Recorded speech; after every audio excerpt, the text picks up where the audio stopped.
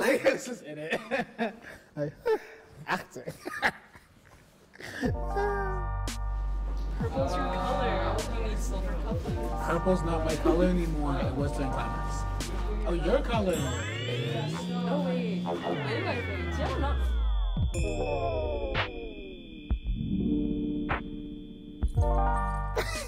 Sorry, I got a little embarrassed. Oh my God. This is professional work. We gotta get in it. Right. Yeah.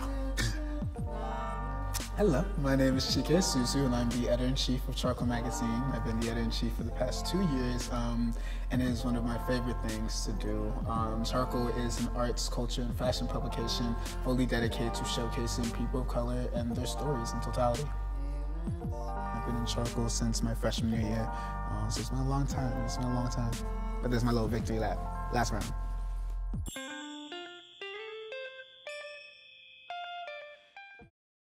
Growing up as a little kid, I feel like I was always very into like the fantasy of everything. So I grew up in like a very huge gaming household. One of my brothers really wanted to go into game design. And so being the youngest, even though I didn't get to play the games, I always got to watch. I always got to help with the walkthroughs and things like that. And so I love just sort of being able to like engage with the fantasy of life and all those different things. And so I remember like picking up different hobbies and X, Y, and Z. I did archery for a huge amount of time because I was just like, it was fun. It didn't feel exactly real. What the fuck was I doing with a bow and arrow at the age of 12? Living my best life. And so I think just that the idea of being able to almost like live in this, I don't know, this blend of what is reality and what's not, sort of continues to be kind of like a way I have fun with my own life, because like not everything has to be so serious. Not everything has to be based in realism all the time. Absolutely. That's your body, mate. I'm sorry. I'm sorry. This is gorgeous. Do any of your clothing items have sentimental? Yes. When I first got introduced to charcoal, I was madly in love with it. I didn't think creative work as like a path, even of like an interest, really existed for me super confidently, and I didn't have people around me who really spoke into me in a confident way, and so it was just like worse of thinking that I was there, but I felt sort of like a wolf in sheep's clothing. It was funny because I had a background in film and in modeling, and I just was so, and in writing, and I was just so enamored with the space that was just about making really great work and learning from each other and being able to support each other in that process. But it hasn't always been easy, and it hasn't always been sweet, and that's now not necessarily on charcoal, but just that nothing's ever perfect, you know, and there were times that were not so sweet, but there were also massive learners for me, and I think charcoal is a lot of things to me, and I think one of the biggest things, it is proof that anything can change, you know, anything can keep learning from itself and evolving. Anytime a situation happens that we may not be proud of or we could have handled better, okay, so let's just handle it better next time. You know, we don't have to grovel in it. We don't have to feel that shame, that doubt, X, Y, and Z, because I think what continues to sort of impress me about this space, about how I've been in it and how everyone I see sort of comes in and out throughout this process, is that we're all just so committed to wanting to be a part of this process one way or the other, and making sure that we leave it even better than we found it, which I think is so important. It's so necessary, especially as, you know, this sort of cyclical thing. We have people who always end up coming in who don't have any background in creative work, and I think it's super important to see them as a very sensitive and vulnerable sort of population within charcoal that's so deserving of care and consideration and just value. And we have to be hyper conscious of the fact that inevitably, like anything else, something might happen where they feel harmed. Something might happen where they don't feel, you know, the utmost care taken, and it's never about feeling, you know, again, that shame, like, oh damn, we fucked up. No, it's about, so what can we do, you know, in response to that? How can we be proactive to make sure that doesn't happen again in the same severity?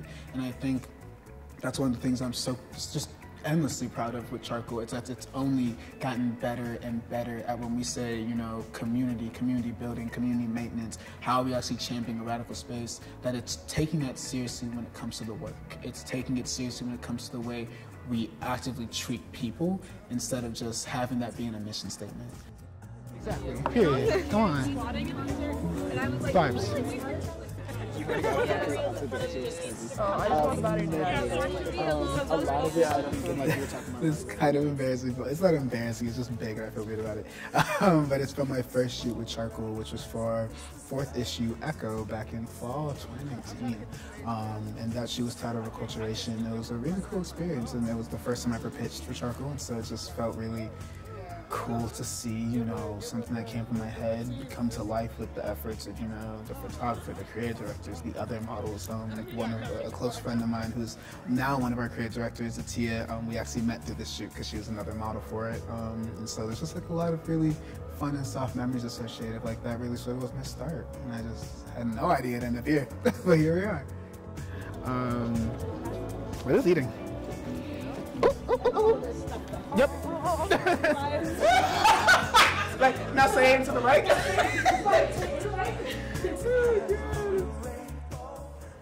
My idea of what does it mean to sort of, you know, quote unquote be in charge of something, because what does that word even mean, right? And I think it's just like who wants to be the most responsible, but also potentially the most capable of like instituting quick, necessary changes into the model of something.